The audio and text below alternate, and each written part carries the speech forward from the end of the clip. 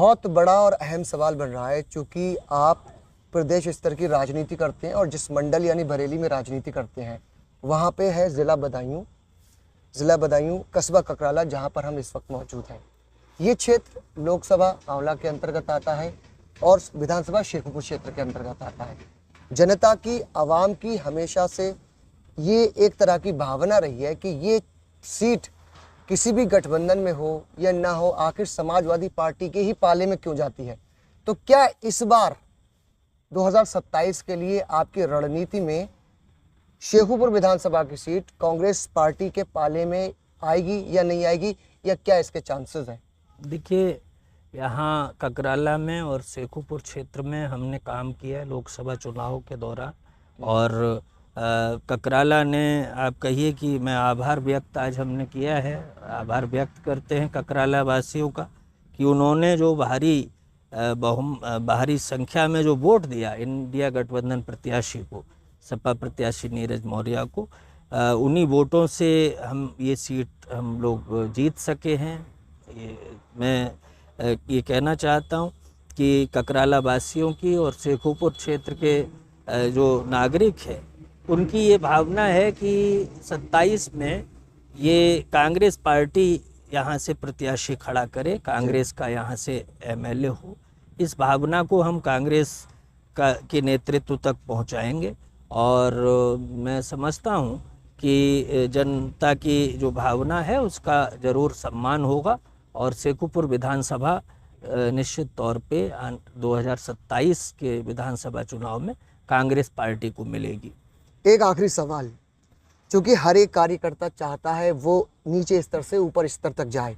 और इसका एक उदाहरण अमेठी में है किशोरीलाल शर्मा जी। किशोरीलाल शर्मा जी को देखकर, क्योंकि वो कार्यकर्ता रहे रायबरेली और अमेठी में, कांग्रेस सांसदों के प्रतिनिधि रहे, आज वो खुद संसद में पहुंच गए। उस चीज़ को देखते हुए आपको कितना इंस्पिरेशन महसूस होता है, और आप क्या ये उम्मीद करते हैं कि आने वाले चांसेस में आप जैसे या छोटे स्तर के बहुत सारे कार्यकर्ताओं को, नए लोगों को कांग्रेस में संसद तक जाने का मौका मिलेगा, विधानसभा तक जाने का मौका मिलेगा? क्योंकि कांग्रेस ने इतनी बड़ी पार्टी होने के बावजूद बहुत बड़ा दिल दिखाया, एक तरह से जनभावना के एतबार से हम बात करें, और बहुत कम सीटों पर, यूपी में मात्र 16-17 सीटों पर चुनाव लड़ा। तो क्या अगर कांग्रेस ज़्यादा सीटों पर चुनाव लड़ेगी तो गठबंधन में कुछ फ़र्क आएगा, या कांग्रेस ज़्यादा सीटों पर चुनाव नहीं लड़ेगी तो कैसे ऐसे उदाहरण बनेंगे जैसे किशोरीलाल शर्मा जी के उदाहरण बने? देखिए, मैं समझता हूँ कि मुख्य जो मसला था 2024 का जो लोकसभा चुनाव था, उसमें संविधान और लोकतंत्र को बचाने का सवाल मुख्य था। कौन कितनी सीटों पे पार्टी लड़ेगी नहीं लड़ेगी ये उतना इम्पोर्टेंट हमारे लिए नहीं था, और मैं निश्चित तौर पे अपने नेता राहुल गांधी जी का, कांग्रेस के राष्ट्रीय अध्यक्ष खड़गे साहब का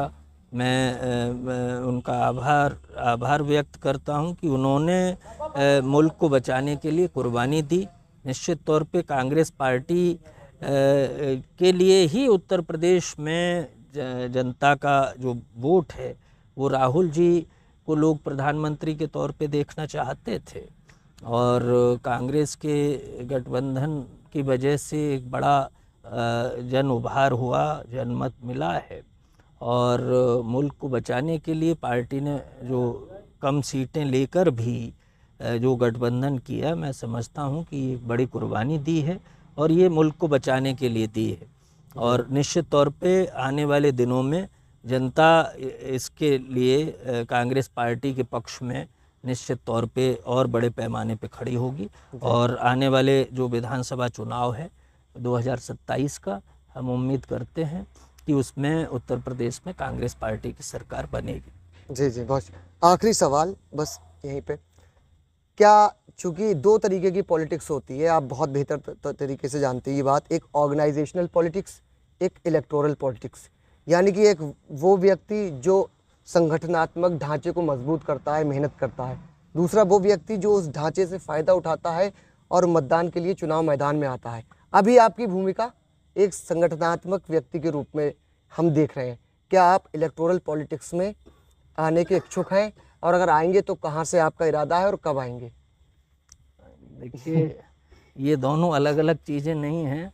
अगर कांग्रेस पार्टी का संगठन मजबूत होगा तभी हमारा प्रत्याशी जीत सकता है, चाहे मैं खुद हूँ या कोई और कैंडिडेट हो। और मैं राजनीति में हूँ तो मेरी कोई भी अगर इलेक्टोरल पॉलिटिक्स में है तो उसकी ये महत्वाकांक्षा होती है कि वो जनता को रिप्रेजेंट करे